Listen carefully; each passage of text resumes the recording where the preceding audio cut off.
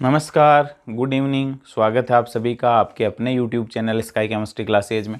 आज देखेंगे गिब्स ऊर्जा डेल्टा जी और सेल विभव में क्या संबंध है, डेल्टा जी और ई सेल में क्या संबंध है वो देखेंगे। तो अपन ये कहते हैं कि किसी उत्क्रमणीय सेल द्वारा 1 सेकंड में किया गया विद्युतीय कार्य विद्युतीय विभव और आवेश के गुणनफल के बराबर होता है। किसी यूं कह सकता हूं उत्क्रमणीय सेल द्वारा 1 सेकंड में किया गया वैद्युतीय कार्य W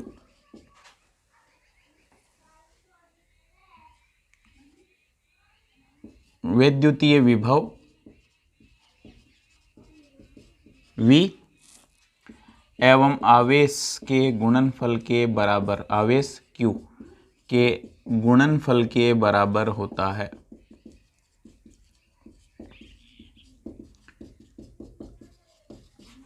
यानी फिजिक्स के हिसाब से ये कह सकते हैं, ये चालक तार है, इस पे पॉजिटिव और इस पे नेगेटिव है, दोनों के मध्य आवेशों का अंतर डेल्टा V है विभवांतर, और यहाँ Q आवेश जो है वो ट्रेवल करता है। तो 1 सेकंड में किया गया विद्युतीय कार्य W बराबर हो जाएगा, W बराबर हो जाएगा V into Q, V into Q। और ये मूल समीकरण अपना है V बराबर W अपॉन Q, ये समीकरण है। इसको अपन यूं लिख सकते हैं W बराबर V इंटू Q। अब देखो सेल के अंदर क्या होता है, सेल के अंदर 2 इलेक्ट्रोड होते हैं, ये एक इलेक्ट्रोड और ये दूसरा इलेक्ट्रोड। ये नेगेटिव है यानी एनोड है और ये पॉजिटिव है यानी कैथोड है। और इलेक्ट्रॉन क्या है, वो ट्रांसफर होते हैं एनोड से कैथोड की ओर। तो V तो क्या हो जाएगा, इसको डेल्टा V लिख सकता हूं मैं, W बराबर डेल्टा V इंटू Q, यानी विभव में अंतर, कैथोड और एनोड के आवेशों का अंतर, या कैथोड और एनोड के इलेक्ट्रोड विभवों का अंतर क्या कहलाता है, डेल्टा V, और उसको सेल विभव कहते हैं। एनोड एवं कैथोड के मध्य कैथोड के इलेक्ट्रोड विभवों का अंतर, इलेक्ट्रोड विभवों का अंतर क्या होता है, सेल विभव कहलाता है। यानी इन दोनों इलेक्ट्रोडों के मध्य इलेक्ट्रोड विभवों का अंतर, इस इलेक्ट्रोड और इस इलेक्ट्रोड के विभवों का अंतर, एक ऋणावेशित है दूसरे धनावेशित है, इनके बीच में आवेशों का अंतर क्या कहलाता है, सेल विभव कहलाता है। और सेल विभव को मैं यूं लिख सकता हूं क्या, डेल्टा V बराबर ई सेल, यानी विभवांतर, दोनों इलेक्ट्रोडों के मध्य विभवांतर बराबर सेल विभव है। अब यहां क्या होता है, डेल्टा V बराबर तो ई सेल हो जाएगा, वहां तार लेते हैं, यहां इलेक्ट्रोड ले रहे हैं, और इलेक्ट्रोडों के बीच में आवेशों का अंतर सेल विभव कहलाता है। डेल्टा V बराबर फिजिक्स वाले V की जगह ई सेल आ जाएगा। अब यहाँ क्या होता है, यहाँ एनोड से कैथोड की तरफ n मोल इलेक्ट्रॉन ट्रांसफर होते हैं। कितने मोल, n मोल इलेक्ट्रॉन जो है वो एनोड से कैथोड की तरफ ट्रांसफर होते हैं। अब यदि n मोल इलेक्ट्रॉन ट्रांसफर होते हैं तो आवेश कितना स्थानांतरित हुआ, आवेश Q कितना स्थानांतरित हुआ, n मोल, n मोल इलेक्ट्रॉन ट्रांसफर होते हैं तो स्थानांतरित आवेश हो जाएगा n मोल। अब एक इलेक्ट्रॉन पर आवेश होता है, आपको पता है एक इलेक्ट्रॉन पर आवेश होता है इतना गुलाम, इतने गुलाम प्रति इलेक्ट्रॉन, और 1 मोल में इलेक्ट्रॉनों की संख्या होती है 6.022 गुणा 10⁻23 इलेक्ट्रॉन होते हैं प्रति मोल। तो इलेक्ट्रॉन से प्रति इलेक्ट्रॉन कैंसिल हो जाएगा, ये कूलाम पर मोल आ जाएगा, यानी n मोल इलेक्ट्रॉनों पर आवेश कितना हो जाएगा, 1 इलेक्ट्रॉन पर आवेश इतना है और 1 मोल में इलेक्ट्रॉनों की संख्या इतनी है, तो 1 मोल इलेक्ट्रॉनों पर आवेश हो जाएगा ये इंटू ये, बराबर हो जाएगा n इंटू 1 मोल इलेक्ट्रॉनों पर इतना, तो n मोल पे इंटू कर दिया n से, इन दोनों को मल्टीप्लाई करेंगे तो ये आता है 96,487 कूलाम प्रति मोल। और इस 96,487 को लगभग क्या लिख सकते हो, 96,500 कूलाम पर मोल। ये क्या है, ये 1 मोल इलेक्ट्रॉनों पर आवेश की मात्रा है, और इस 1 मोल इलेक्ट्रॉनों पर जो आवेश की मात्रा है उसको 1 फेराडे के नाम से जानते हैं, यानी ये 96,500 की जगह में क्या रख सकता हूँ, F रख सकता हूँ। तो Q बराबर क्या आ जाएगा, N इंटू F। F क्या है, 1 मोल इलेक्ट्रॉनों पर आवेश की मात्रा 1 फेराडे कहलाती है। 1 मोल इलेक्ट्रॉनों पर आवेश होता है कितना, 96,500, n मोल पे कितना हो जाएगा, n गुणा 96,500, और 96,500 का मतलब है 1 फेराडे। तो मैंने लिख दिया है n, कुल प्रवाहित आवेश कितना हो जाएगा, n फेराडे हो जाएगा। तो Q बराबर आ जाएगा NF। अब देखो अपने पास W बराबर V इंटू क्यू है, W बराबर V डेल्टा V, V का मतलब E सेल, वहाँ विभवांतर है तारों के बीच के, और यहाँ सेलों के बीच जो इलेक्ट्रोड लग रहे हैं उनके आवेशों का अंतर, सेल विभव, इनटू ये Q की जगह N इंटू F। तो W बराबर क्या हो जाएगा, N F और E सेल। अब अपन रसायन के अंदर ये कहते हैं कि किसी उत्क्रमणीय सेल में किया गया विद्युतीय कार्य W गिब्स मुक्त ऊर्जा में कमी के बराबर होता है, यानी W बराबर यूं कहते हैं डेल्टा G के अंदर कमी के बराबर होता है। किया गया विद्युतीय कार्य गिब्स मुक्त ऊर्जा में कमी के बराबर होता है। तो यूं रख सकता हूं यहाँ W की जगह माइनस डेल्टा G बराबर NFE सेल। इसको धनात्मक लेता हूं तो इसको क्या कर देता हूं, ऋणात्मक, दोनों को माइनस से मल्टीप्लाई कर दो, तो डेल्टा G बराबर आ जाएगा NFE सेल। यदि परिस्थितियां मानक की बात करें तो डेल्टा G नोड बराबर माइनस NFE नोड सेल, यानी डेल्टा G हो जाएगा मानक गिब्स मुक्त ऊर्जा, N स्थानांतरित होने वाले इलेक्ट्रॉन, F हो जाएंगे फेराडे, यानी ये टोटल आवेश हो जाएगा Q, और ये हो जाएगा डेल्टा V नोड के बराबर, यानी कैथोड और एनोड के बीच में आवेशों का अंतर, यानी सेल विभव E सेल। तो मानक गिब्स मुक्त ऊर्जा बराबर हो जाएगा माइनस NF और मानक सेल विभव के गुणनफल के बराबर, यह आ जाएगा डेल्टा G बराबर NFE नोड सेल। यहाँ ऊपर जो 0 लग रहा है वो मानक परिस्थितियों को बताता है।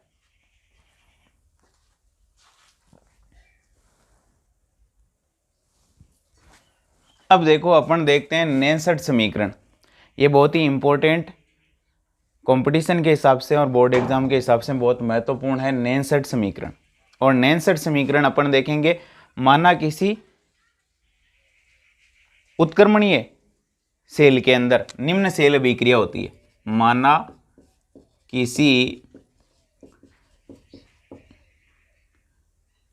उत्क्रमणीय सेल में निम्न सेल अभिक्रिया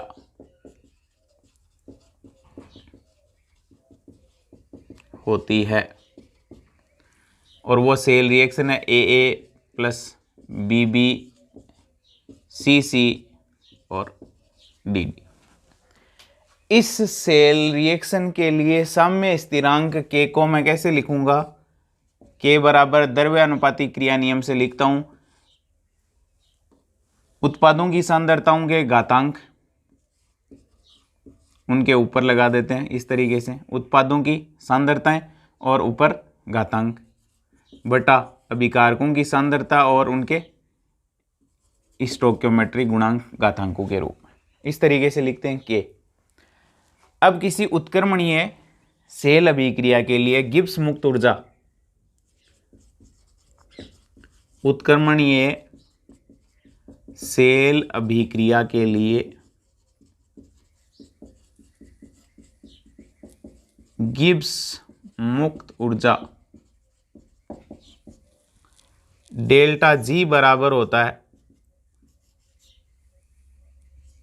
delta G naught plus R T L N के।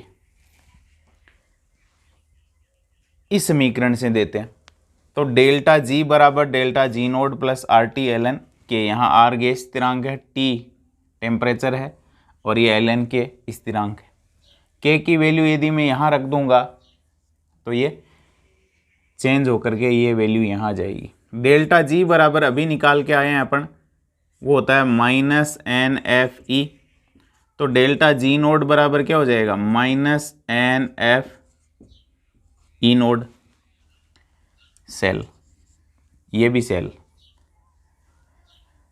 तो वैल्यू रख दो डेल्टा जी और डेल्टा जी नोड की वैल्यू इस समीकरण में पुट कर दो, तो डेल्टा जी बराबर क्या आ जाएगा, minus N F E cell बराबर minus N F E naught cell plus R T L N के।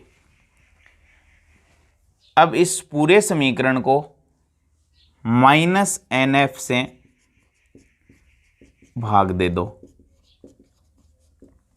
तो ये क्या हो जाएगा, minus N F E cell बटा माइनस एन एफ बराबर minus N F E naught cell बटा minus N F plus R T upon minus N F और l N K. N F से एन एफ कैंसिल, यहाँ n F से n F cancel और minus से minus cancel है ही, इधर ये माइनस प्लस माइनस हो जाएगा, तो ये क्या लिख सकता हूँ मैं, ये हो जाएगा ई सेल बराबर E naught cell, E cell बराबर E naught cell minus R T upon N F l N K. और चूंकि एल एन के बराबर होता है 2.303 log आधार 10 के, तो मैं इसको यूं लिख दूं, ई सेल बराबर E naught cell minus R T upon N F into 2.303 log आधार 10 के, यह आ जाएगा। यहाँ F चूंकि R बराबर 8.314 joule kelvin inverse mole inverse होता है गैस स्थिरांक, T टेम्परेचर है वो 298 केल्विन पर लेते हैं अपन, 298 केल्विन पर 25 डिग्री सेल्सियस यानी रूम टेम्परेचर पर। F हो जाएगा 96,500 कूलाम प्रति मोल, एक मोल में, एक मोल इलेक्ट्रॉनों पर आवेश यानी फेराडे की जगह क्या लिखेंगे, 96,500 कूलाम पर मोल। तो देखो वैल्यू रख दो सबकी, टेम्परेचर रख दिया room temperature, F 96,500, R gas स्थिरांक हो गया, N क्या है यहाँ, N स्थानांतरित होने वाले इलेक्ट्रॉनों की संख्या है, तो ये कौन सी रिएक्शन में कितने स्थानांतरित होंगे उस हिसाब से आएगा। यूँ लिख दूँ ई सेल बराबर E naught cell minus R की 8.314 joule kelvin inverse mole inverse बटा 298 केल्विन इंटू 298 केल्विन बटा n गुणा 96,500 कूलाम प्रति मोल। अब इसमें से जो कटता है उसको काट दो, केल्विन से केल्विन कैंसिल, मोल से मोल कैंसिल, कूलाम जूल प्रति कूलाम आ जाएगा और आगे बच जाएगा लॉग आधार 10 और के।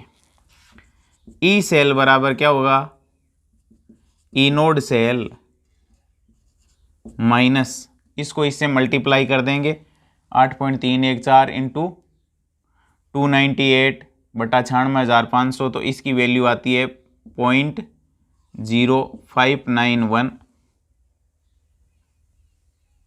अपॉन एन और जूल प्रति कूलाम लॉग के। ई बराबर E naught cell minus 0.0591 upon N, joule प्रति कूलाम को कहते हैं वोल्ट, क्योंकि जूल प्रति कूलाम इज इक्वल टू होता है वोल्ट, इसलिए इसको लिख सकता हूं E naught cell minus 0.0591 upon N, ये हो जाएगा वोल्ट लॉग के की वैल्यू देखो अब क्या है, के की वैल्यू है सी की कंसंट्रेशन की पावर सी, डी की पावर डी, ए की पावर ए और बी की पावर बी, तो ये रख दो सी की पावर सी, डी की पावर डी, ए की पावर ए और बी की पावर बी, ये आ जाएगा। यानी किसी भी सेल के सेल विभव को किसी भी सांद्रता पर ज्ञात करने के लिए सेल विभव किस पे डिपेंड करेगा, सेल विभव टेम्परेचर पे भी डिपेंड करेगा, सांद्रताओं पे भी, उत्पादों की, अभिकारकों की सांद्रताएं भी उसको प्रभावित करेंगी। तो किसी भी सांद्रता पर, किसी भी टेम्परेचर पर अपन सेल विभव ज्ञात करने के लिए नेनसेट समीकरण का उपयोग करते हैं। ई सेल क्या है, सेल विभव है। ई नोड सेल क्या है, यह है मानक सेल विभव, यानी मानक परिस्थितियों में उस सेल का विभव। एन क्या है, यहाँ एन है स्थानांतरित होने वाले इलेक्ट्रॉन, कितने इलेक्ट्रॉन स्थानांतरित होते हैं। सी, डी, ए और बी क्या है, सी और डी उत्पादों की सांद्रताएं, ए और बी क्या है, अभिकारकों की सांद्रताएं, और ये स्टोकियोमेट्रिक गुणांकों को घातांकों के रूप में लगाया गया। अब अपने पास मान लीजिए रिएक्शन है zinc solid plus copper plus 2 aqueous, reaction करके zinc plus 2 aqueous plus copper solid बनाती है। इस रिएक्शन के लिए नेनसेट समीकरण लिखनी है अपने को। तो ये तो दोनों हो गए अभिकारक और ये दोनों हो गए उत्पाद। तो यहां मैं यूं लिख सकता हूं इनको, ई बराबर ई सेल बराबर E naught cell minus 0.0591 upon, यहाँ देखो जिंक प्लस 2 में जा रहा है, 2 इलेक्ट्रॉन मिल रहे हैं अपने को, कॉपर प्लस 2 से कॉपर 2 इलेक्ट्रॉन स्थानांतरित हो रहे हैं, कितने इलेक्ट्रॉन, 2, एन की वैल्यू 2 आ जाएगी, वोल्ट लॉग प्रोडक्ट की कंसंट्रेशन देखो, ये प्रोडक्ट रहे जिंक प्लस 2 एक्वस, इसकी सांद्रता और कॉपर सॉलिड की सांद्रता बटा ए कौन है, ये और बी है ये, जिंक सॉलिड की सांद्रता बटा कॉपर प्लस 2 की सांद्रता। अब आपको पता है पदार्थों की ठोस अवस्था में सांद्रताएं स्थिर मानी जाती है, तो इनको सांद्रताओं में, इनकी ठोस पदार्थों की सांद्रताओं में परिवर्तन नहीं होता है, इसलिए इनको इस समीकरण में से हटा देते हैं। तो देखो अपने पास आ जाता है E बराबर E naught cell minus 0.0591 upon N log, एक जिंक प्लस 2 की कंसंट्रेशन में चेंज होता है, एक कॉपर प्लस 2 की कंसंट्रेशन में चेंज होता है, ये जिंक प्लस 2 की सांद्रता बटा कॉपर प्लस 2 की सांद्रता रख देंगे। तो इस तरीके से अपन नेनसेट समीकरण किसी भी सेल के लिए लिख सकते हैं, सेल अभिक्रिया को देख करके। उत्पादों को ऊपर, अभिकारकों को नीचे, और सांद्रता पदों के ऊपर घातांक यदि स्टोइकियोमेट्रिक गुणांक है तो उनको घातांकों के रूप में ऊपर लगा देते हैं। यह है अपना नेनसेट समीकरण। किसी भी सेल अभिक्रिया के लिए अपन इसको इस तरीके से लिखते हैं। ये बहुत ही इंपॉर्टेंट है, कोई सा भी एग्ज़ाम हो, चाहे बोर्ड एग्ज़ाम हो चाहे कंपटीशन एग्ज़ाम हो, किसी भी सेल अभिक्रिया के लिए अपने को नेनसेट समीकरण लिखवाया जा सकता है कोई भी रिएक्शन देख करके। जैसे जिंक +2 2 इलेक्ट्रॉन ग्रहण करके जिंक सॉलिड बनाता है। ये रिएक्शन दे दिया आपको और कहेगा इस रिएक्शन के लिए नेनसेट समीकरण लिखिए। तो नेनसेट समीकरण लिखने के लिए क्या करेंगे अपन,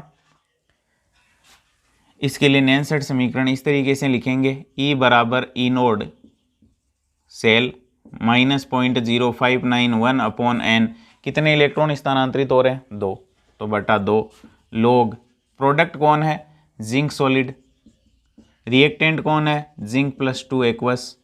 ये लो, अब ठोस पदार्थों की सांद्रताएं स्थिर या इकाई मानी जाती है, इसको हटा देंगे तो ये आ जाएगा, इसको हटाने के बाद 1/जिंक +2 एक्वस। इस तरीके से ज्ञात कर सकते हैं। तो ये पूरी नेनसेट समीकरण